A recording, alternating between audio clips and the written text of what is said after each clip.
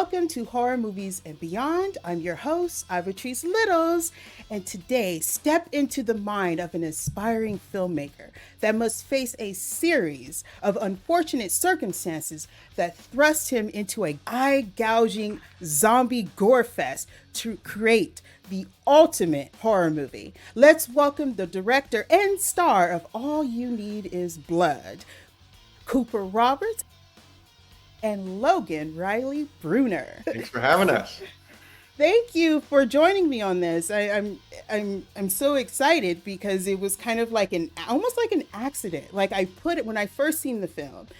I put just out like a little like, oh my God, I got so emotional, and Cooper was like, oh, I'm so happy that you felt this way, and I was like, oh, I would love to talk to, have an interview. And he was like, oh, where there's Logan. I was like, I want you too. So here we are. Yes. So yeah, it is a horror comedy, and pretty much in the intro is what it's about. But man, the emotions that I felt in this film is because of my own experiences. So this kind of hit close to home. I didn't have any, some zombies come after me, which would have been interesting. Yeah. But there's so many things in this film. There's going to be no spoilers, so it's just strictly discussing certain small details, but nothing really specific because you have to see this movie. So, first of all, that I've noticed that I believe it is inspired by 80s and 90s. There's really no specific date, even though I did look up something. Can't even say what it is, just figure out where it could have taken place. Wow. But the National Enquirer type magazine kind of gave it away there. I was like, oh, I remember that as a kid. So was this inspired by that time, Cooper, or was this like a random? Yeah. Okay. Technically, it's the late 90s, and Okay. which is kind of when I grew up as a teenager playing with cameras. So it was kind of very nostalgic for me. Just all the old camcorder aesthetic. Is just beautiful, and there was also a practical reason. I didn't want cell phones in the story.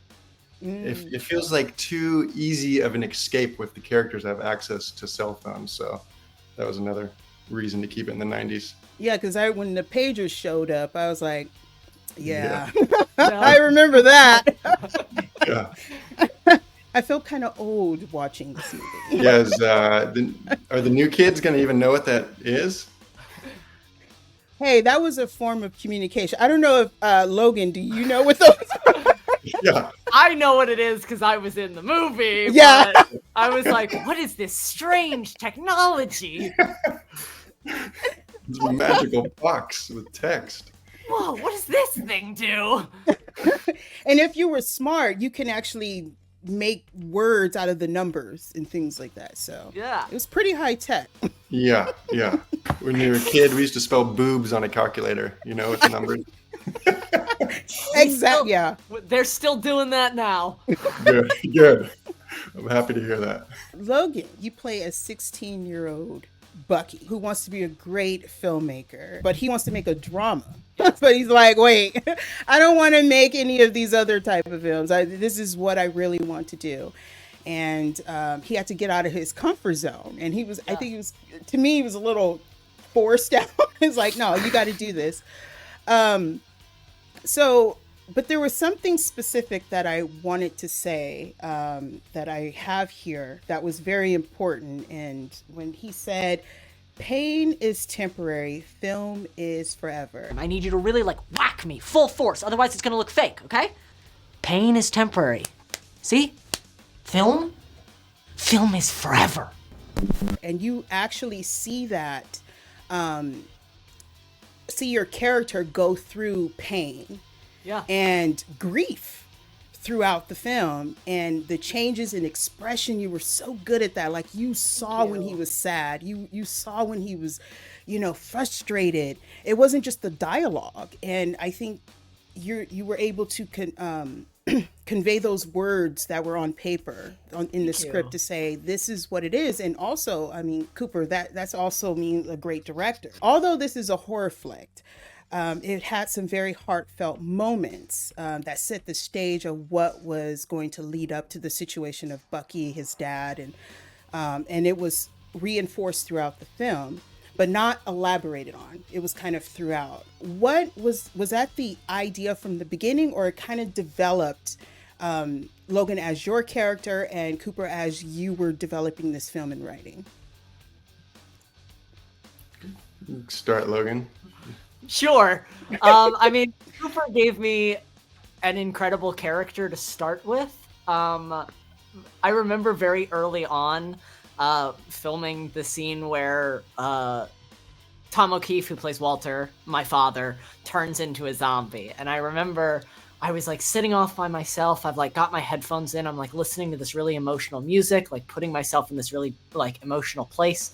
And then we go and we do a take, and like there's tears in my eyes, and I'm like feeling the emotion, and Cooper calls cut, and he comes over to me and he's like, I don't know that I expected you to like do all of that. And I was like, well, you gave me this platform and like this situation that like, I feel like it's so easy in a horror comedy, even in horror movies in general, to take like those moments of characters getting turned into zombies or characters dying to like blow past it and to be in this like, oh, we're in a horror movie, people die, whatever.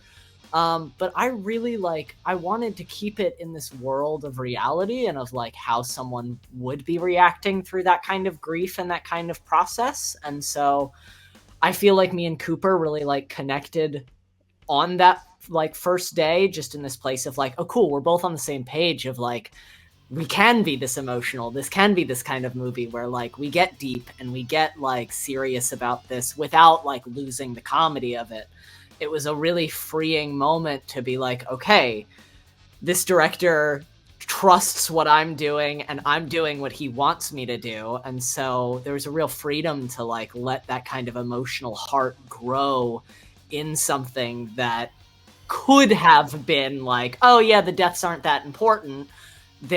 We both really felt like there needed to be that emotional depth. There needed to be that like impact for Bucky every time something happened around him or to somebody that he cared about, because he's processing through grief and kind of dealing with growing up and becoming an adult and like what that means, what it means to like lose people when you're that young, and how you kind of process through that. So I feel he's delicate too, I think. Yes. Because I think there was a part where he was feeding his turtle, but I mean, you could have just like ripped off and put in there, but it was very meticulously.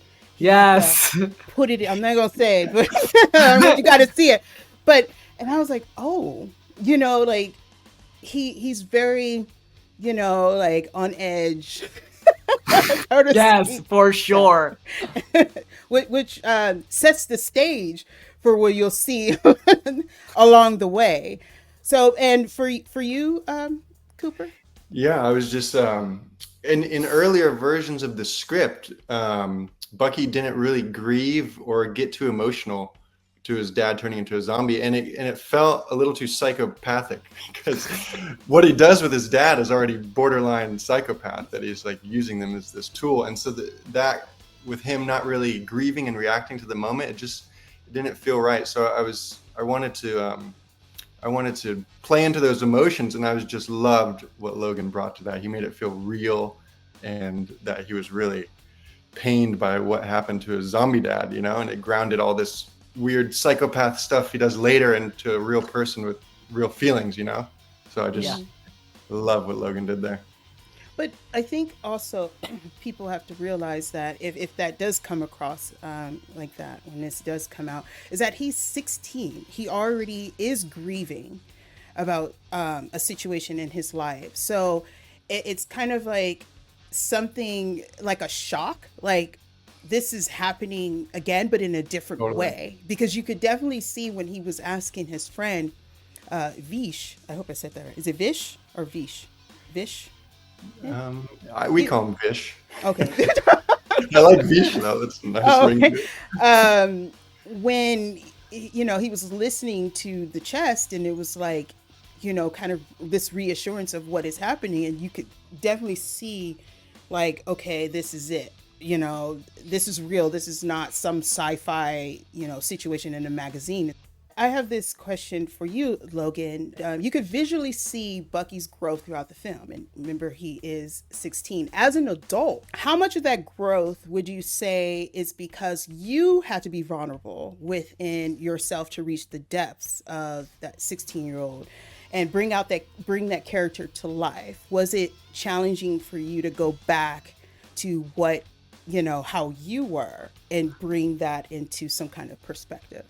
Honestly, it was a really interesting process because I was in a place very much like Bucky when I first auditioned for the movie, where I was like, I've just got off Stranger Things. Like, I've been doing these TV shows that are like building this career, and like, I want to do like art. I want to like tell like deep, dark stories, and like, I don't want to do like silly movies, like things like that. But then I fell in love with the script for All You Need Is Blood, and just as we made the movie, I had kind of the same realization of the character, which is this, like, for me, sometimes artists get very in their head about like what is perfection and like what is true artistry. And a realization I made both on the movie and just like in my life in general is that like art ends up being about the thing that you're making, and like while you're making it, if you're enjoying it and if you're loving it. And the thing that I was really chasing was not like this hoity-toity, like artistic, incredible drama piece, but like the opportunity to create with people who respected me and who I respected, and that we were all working to make a similar vision. And so I really feel like I feel like Bucky grew as I grew while we were making the movie, that it was like I came into this place of, I just love this thing that we're doing, and I'm going to give it 1,000% because it's so much fun and it's telling something that I really connect to and that I can really feel connected to, even if it's not like the kind of movie that wins Oscars. Like, it's the kind of movie that you can show your kids someday and be like, and this is what it was like to like make movies with my friends when I was young, and like we thought we had it all figured out and we really didn't. And yeah, I think I really got to grow a lot with Bucky, which I feel like translated into my performance of him was just being able to come in day after day and like feel that growth in myself of falling in love with making movies again. And beautiful, amazing. Yeah. Oh wow. The casting in here, like, I was surprised when I saw who was in it. I was like, wait, is that Eddie Griffin? Really was surprising, because I don't think he's ever done. I mean, from what I remember. Also, you have Mina in there. I mean, she was just this erratic woman. I was like, girl, sit down. Let him do something. And then you were going back and forth. More, less. No, not so much. I was just laughing.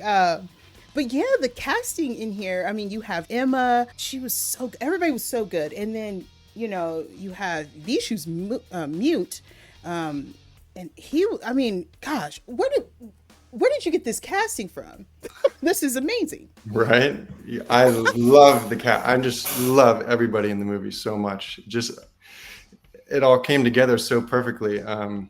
You mentioned Eddie at first. Like, I love when actors do a role that you've never seen them do something like that before. Like, we know Eddie, yeah, Undercover Brother, Deuce Bigelow, but I've never seen him in a scary, serious role. And love seeing that side of them. I'm really excited for him and the world to see that side of Eddie.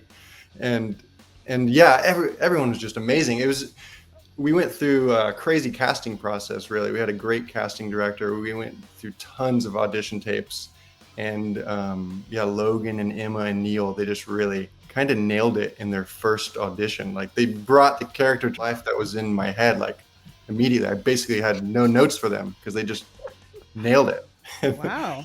And yeah, and Neil, it's funny, he's a guy, he talks a lot, so it's funny for him to play a mute character. And I don't know if you know, he was the kid in the big Disney Jungle Book movie.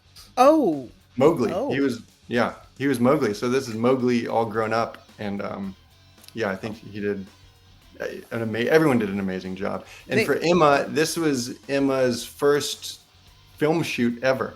Like, what? First time being on a film set. Isn't that crazy? Yep. Yeah. You know what? Okay, there's something I want to say. Okay, so that I want to get into the introduction of the characters, which is very important, because now that you say that, it also remind me of when we see her and it was her first audition and she just could not get it together on camera, and then they had to decided to put something in front of it for her to act it out. So I know this is probably way out there, but was that also to help her? I just feel like each one of them have brought something, because they all had to, adjust to the situation in this film. It wasn't just like, I don't know. Now that you say that, it's like, man, this movie is way better. Layers, the layers. Yeah, it's like, wow. I mean, I don't know what to say. I was trying to say something, but I'm just in awe. Yeah, I think Emma's first day on a film set ever was shooting that audition scene. Oh, where wow. She was really nervous in the camera, so it was perfect, because I think she was a little nervous being on a real film set for the first time, and she had to shoot the scene where she's nervous in an audition. So she got to use those real nervous feelings. Yeah, wow. Well, that wasn't acting. That was real. That was all real. Yeah. That's amazing. Thinking about Logan and what he is going through, his dad is just like going through his own emotional breakdown for, what has happened. And so I think Vish is just that person that Logan could just vent to, like just say how he feels, and someone's listening, something that his dad isn't doing anymore. And there was a scene that's so important when Logan was talking to his mother, and Vish came behind him and watched that. And there was no like shock. There was no like, what is happening? He just turned around and they just played, like ha ha ha. And just went on by their way. And I just thought that was so important. He was allowing him to be himself, and something that he's used to. And it's like, we need friends like that. And mind you, they're kids. Yeah. So that's just really interesting. Yeah. I love you picked up on that. That's cool. Oh, thank you. Yeah. What were you thinking, Logan? Did you think about that during that scene? Yeah, I did. I think it's a really beautiful moment. I think we've begun talking a lot more recent years about like male friendships, and like the idea that like a lot of times in those male friendships there's this like masculinity that feels like there needs to be there, this like reduction of emotion. And so I think to have that moment between Vish and Bucky where Vish is not like judging Bucky's grief process, he's not like trying to fix anything or make anything better, but he's just like there as like his best friend and acknowledges like what is happening and doesn't like judge it or put anything on it. He's just like, yep, my best friend is like dealing with this thing that's like a lot for him to process, and I'm going to give him his space. And then when he's ready, he'll be with me and we'll go and have fun and get his mind off it for a little bit. And I think it's just a beautiful exploration of like what male friendships can look like, that it's like there's not that need to like fix the problem or that need to like reduce the emotion. It's just like, I'm going to let you have your space, and if you need me, I'm right here, but we're going to get through this and I'm here for you and it's okay. And I love that moment. I think it's so beautiful. I remember Cooper talking to Neil and I about it, and just this like just wanting to have that like 1 second of just like Vish knows what's going on and he's going to let it happen because he recognizes what's happening and it's okay. Yeah. That's exactly what I was feeling. I wish we could talk more about their friendship later on, but that's too big of a spoiler. Yeah. They go to bat for each other in some really big ways. They do some big things for each other. Loyal buddy. Yeah. We all need a friend like Vish. That's I can't really say, but there was a part something happened, something was written down and you have no idea, and then when you find out what was written down, you see it, I was gone. I was crying so hard. I was like, oh my God. That I had to stop the movie. Like, I really had a moment. Like, it's like, oh, that was heartbreaking. But yeah, that is something. Amazing. Yeah. But this question is for both of you. I feel like this film holds like a firm grip on reality. Even as a young age, Bucky had to make a choice to change his life, and fear kept him away. And that was, should I make this type of movie or not? Do you believe this is a reflection of yours or our childhood dreams, that what we could have been if we are guided by the circumstances that allow us to become what we were born to do? I'll let you take that one first, Coop. Whoa, that's heavy. Got to put on my philosopher hat.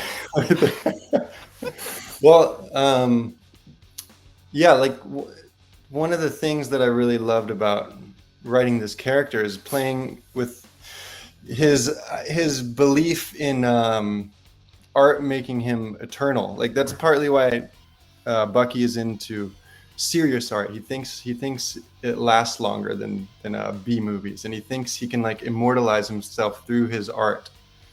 And playing with that idea and seeing how he changes at the end of the film with that was was one of the more interesting things about that character for me. And to me it's kind of a Buddhist film in a way, because he's got to stop thinking so much about the future and being eternal and just be in the moment. Yeah. And embrace what's going on. And what's going on is a bloody B movie. Crazy zombie fest, yeah. Yeah. Oh man, yeah, it was pretty crazy. Make sure you guys, there's a scene, not gonna say so much, but those eyeballs. Pay attention to the eyeball. Yes. So I was like, what the hell are those? Like, even I was like, what? That Just threw me like- off. Just like anyone can be an artist, anything can be a zombie. Yes. Anything. Any thoughts on that question, Logan? I think there's a lot about like my own artistry where I chase that kind of perfection, that kind of like wanting to like be remembered and like have legacy and have people say like the important things about you. And I think for every artist, it's so important to get to that place where it's not about like the legacy. It's not about how people feel about it. It becomes about like, well, what did it mean to you? And like, what story were you trying to tell? There's a really beautiful movie that came out last year called Asteroid City. And there's a part in it that makes me cry even thinking about it, where one character says, I don't know what I'm doing. And the other character says, well, that's fine. Just keep telling the story. And so that has just like led me going forward of like constantly as an actor, as a human being, I'm like, I have no idea what I'm doing. And just that reminder of like, it's okay. Just keep telling the story. Just like keep living, keep like trying to make the world a better place. And at some point, maybe you'll turn around and be like, wow, I've come a really long way. Mm-hmm. And I also think. Oh, was you going to say something? No, I need to see that movie. It's on my to see list. I'm dying to see it.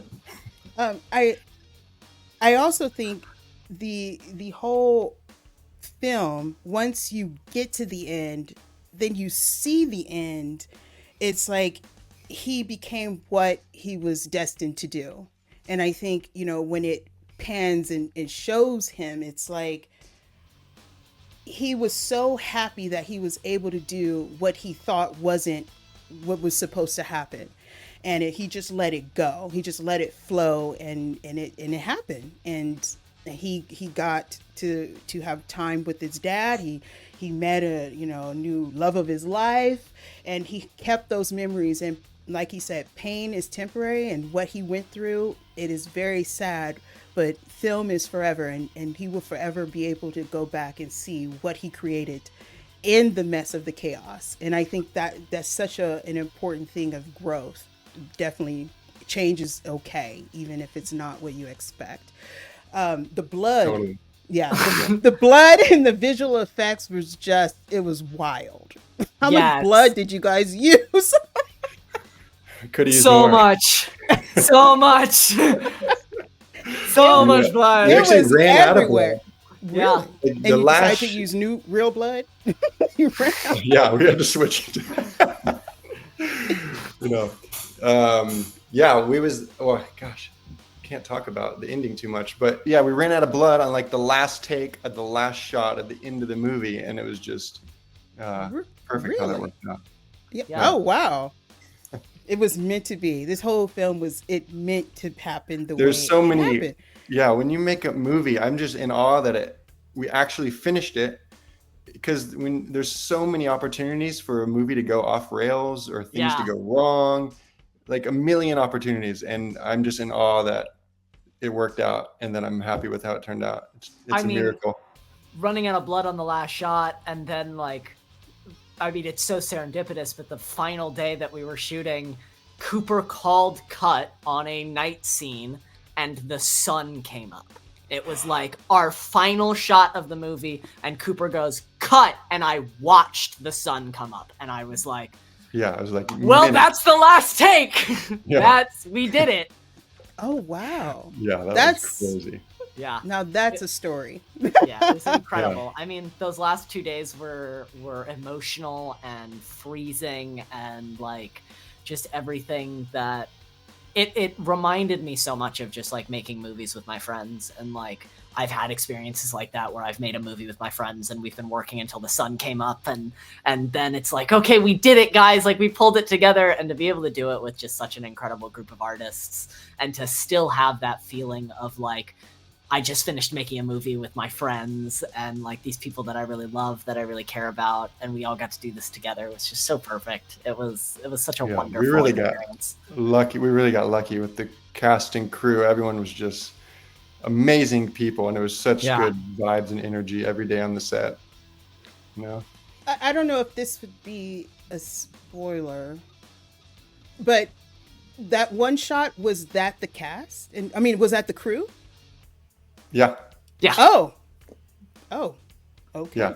And we without giving too much away about why the crew is in a shot, we tried to pack it with as many people that worked on that film as possible, because for, I think, both Cooper and me, it was really important to show like, this is the group of people that like helped Bucky LaBeouf bring his movie to life. It's why I love that the movie is credited as being directed by Bucky LaBeouf, is because at the end of the day, like all of these people, cast, crew, producers, editors, everybody that worked on the movie is all in service to bringing Bucky's movie to life. And it meant the world to me that we were able to get as many people in front of the camera as possible. Yeah. In the beginning, when I got the email and it said Cooper Roberts, and then it was like directed by Bucky LaBeouf, I was like, wait a minute. Like, it took me a minute, and then I just kept reading, and then I watched the film, and I was like, oh, I get it. Yeah. But for a second there in the email, I was like, wait, is there two? But it's kind of two. Kinda, You gotta watch it. You gotta watch. Yeah. The spirit of Bucky flows through that movie for sure. It definitely does. But last thing I want to say, like I said, it was so much emotion in this film, because for someone that is grieving from the loss of a family member, and didn't have someone, like, didn't understand me, and you kind of get that in the film, I completely was like hooked on the character, on Bucky, because I understood that, you know, that differences and trying to figure it out, and you end up talking, you know, to someone that you really want there, but you have this person, and it was just the struggles, and that resonated with me. So I just wanted to say that. And finally, his dad Amazing. truly got to listen to him. Yeah. And you gotta watch. That was so that gets you in the heartstrings. It does. Yeah, So, love but, it. I'm- is there anything else between you two that you guys want to say that isn't necessarily a spoiler, but a great detail that people should look out for? Or is it just the whole film? Just look out for it. I love this whole movie. I know that it's every actor is like, I loved getting to work on this thing. I actually really loved getting to make It this looked movie. like a lot of fun. Cooper is, and he's gonna try and blow off this compliment, but I'm not gonna let him. Cooper is an amazing director. He like gave me so much freedom to just like do what I like felt drawn to, but was also so careful to like keep me in the right pocket, and like the freedom that I had while playing Bucky, and just the ability to really talk to him and offer my ideas and my suggestions, and have him really be open to the things that I thought about this character and about the film, and just to have that kind of freedom and that respect from someone on set was just like absolutely wonderful. I think the movie is the way that it is because he's such an incredible leader and really just like set us all up for massive success. So see the movie. It's really good. We're really proud of it. I say, yeah, but I didn't direct it. Bucky did. You gotta but watch really, it. He's right. the whole time through the writing process, the filming, the editing, I was always asking myself, what would Bucky do? Constantly. It was kind of like, the backbone that I would always come back to. But and yeah, and it's really easy to direct when you have amazing actors. So Logan, you made the job very easy. Thank you, buddy. And it's so good. You guys have to check this out. Comes out October 25th. Yes.